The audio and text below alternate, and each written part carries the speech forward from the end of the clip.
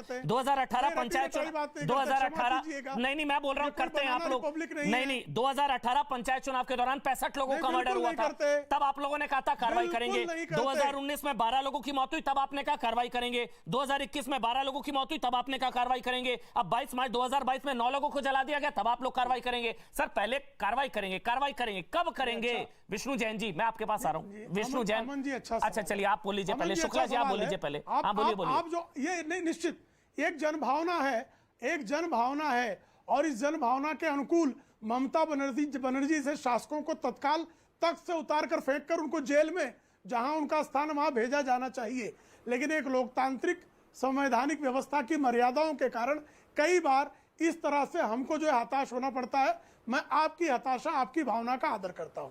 Vishnu Jain, state machinery fail होती है, BJP के नेता राष्ट्रपति शासन की मांग कर रहे हैं, क्या संविधान क्या बताता है? ये चलता रहेगा बस और देश तमाशा देखता रहेगा? मजाक है क्या? अमन जी, मैं ये याद दिलाना चाहता हूं आपके चैनल के माध्यम से, 1993 में जब बाबरी मस्जिद का विध्वंस हुआ था, तब 3 राज्यों में राष्ट्रपति शासन घोषित किया गया था और बीजेपी शासित 3 राज्य उत्तर प्रदेश, राजस्थान और मध्य प्रदेश में सरकार बर्खास्त की गई थी। आज जो पश्चिम बंगाल में हुआ है, मैं आज अपने आप से सवाल पूछना चाहता हूं और सारे आपके दर्शकों से सवाल पूछना चाहता हूं, क्या मानवता शर्मसार नहीं हुई आज? सवाल ये नहीं है कि वहां पे हिंदू मरा है कि मुस्लिम मरा है, सवाल ये है कि वहां पे आज मानवता का दमन हुआ है। और अमन जी, आप हालत समझिए पश्चिम बंगाल की हालत क्या है। आज जो पश्चिम बंगाल हाईकोर्ट है, उसको पश्चिम बंगाल सरकार पे विश्वास नहीं है। उसने कहा कि वहां पे सीसीटीवी कैमरा लगाए जाएं और किसकी निगरानी में लगाए जाएं? वहां के डिस्ट्रिक्ट जज की निगरानी में लगाई जाए और सारी एविडेंस प्रोक्योर की जाए और अगर फर्दर कोई चीज आती है तो उसके लिए भी कैमरा लगाए जाए। तो ये हालत है और पश्चिम बंगाल सरकार ने आनन फानन में एसआईटी बना दी है, जिसके लिए हमारा विरोध है कि जो लोगों ने ये सारा कांड किया है वही एसआईटी बैठाएंगे। मतलब जज भी आप हैं, जूरी भी आप हैं, प्रोसिक्यूटर भी आप हैं। इसीलिए आपके चैनल के माध्यम से आज मैं केंद्र सरकार से ये निवेदन करता हूं कि ये बहुत जरूरी है कि वहां पे इमीडिएटली इस मामले को सीबीआई को सौंपा जाए और नहीं तो इस मामले की जांच एक निष्पक्ष सुप्रीम कोर्ट के जज की अध्यक्षता में की जाए। ये इस समय की डिमांड है। अमन जी, मैं आपके चैनल के माध्यम से यह भी बताना चाहता हूं, पश्चिम बंगाल में जो वायलेंस हुआ था, पोल के बाद पोस्ट पोल वायलेंस हुआ था, उसके लिए कितने लोगों का मैंने खुद इंटरव्यू लिया ऑनलाइन कॉन्फ्रेंस के जरिए और क्या क्या बातें उन्होंने मुझे बताई है, मैं यहाँ पे आपके चैनल पे नहीं बोल सकता हूँ। कितनी औरतें, माता बहनों ने मुझे बताया है कि उनका किस तरह से बलात्कार किया गया, वहां पे क्या घटना हुई है। कश्मीर फाइल्स के बाद मुझे लगता है बंगाल फाइल्स बननी चाहिए, जिसपे मैंने एक्शन लेते हुए सुप्रीम कोर्ट में याचिका दायर की और राष्ट्रपति शासन की मांग की है, जिसमें सुप्रीम कोर्ट ने नोटिस जारी कर रखा है। तो आज मैं आपके चैनल के माध्यम से इस देश की संवैधानिक संस्थाओं से ये निवेदन करना चाहता हूं कि पश्चिम बंगाल जिस तरह से जल रहा है, वहां पे समय की डिमांड है कि वहां पे राष्ट्रपति शासन लगाया जाए। और मैं अपने बड़े भाई प्रेम शुक्ला जी से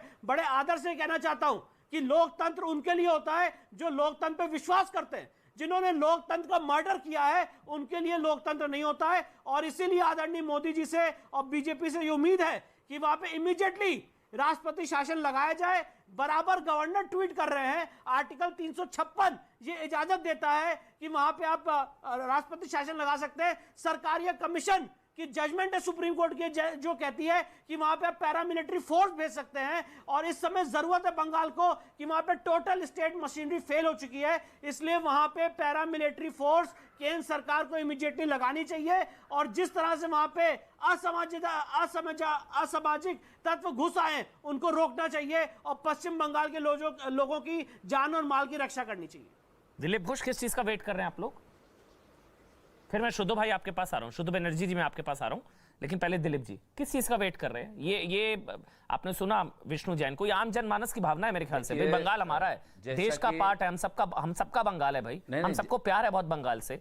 बंगाल को बचाना है। बिल्कुल बिल्कुल आपका कहना है। और बंगाल अपना गरिमा को खो दिया है, राजनीतिक जंजाल में लिपटा हुआ है। हम उसका खिलाफ लड़ाई कर रहे हैं यहाँ लोकतांत्रिक पद्धति से, इसलिए बलिदान दे रहे हैं। लेकिन जैसा कि शुक्ला जी ने बताया है, एक मर्यादा है, संविधान के दायरे में करना पड़ता है और वो समय पर जरूर होगा, हमें भी उम्मीद है, नहीं तो कहां जाएंगे हम। इसी व्यवस्था के अंदर रह के हमको परिवर्तन करना है। लड़ाई इसमें हम लोग कोर्ट में भी लड़ रहे हैं, हम मैदान में भी लड़ रहे हैं। सीबीआई इंक्वायरी चल रही पोस्ट पोल वायलेंस में, आज भी हमारे सैकड़ों कार्यकर्ता घर में घुस नहीं पा रहे हैं, घर से बेघर है, उनका प्रॉपर्टी जला दिया गया, महिलाओं के साथ अत्याचार हुआ है। कई लोग 25,000 परिवार पीड़ित थे, 80,000 लोग घर से बाहर थे, आज भी बहुत लोग घर से बाहर हैं। ये तो हमारे आंखों के सामने है, हम तो रोज झेलते हैं इसको, रोज सोना पड़ता है। मैं ऐसा एक प्रेसिडेंट बंगाल का हुआ हूं, 100-150 लोगों का डेड बॉडी को मैंने माला चढ़ाया है।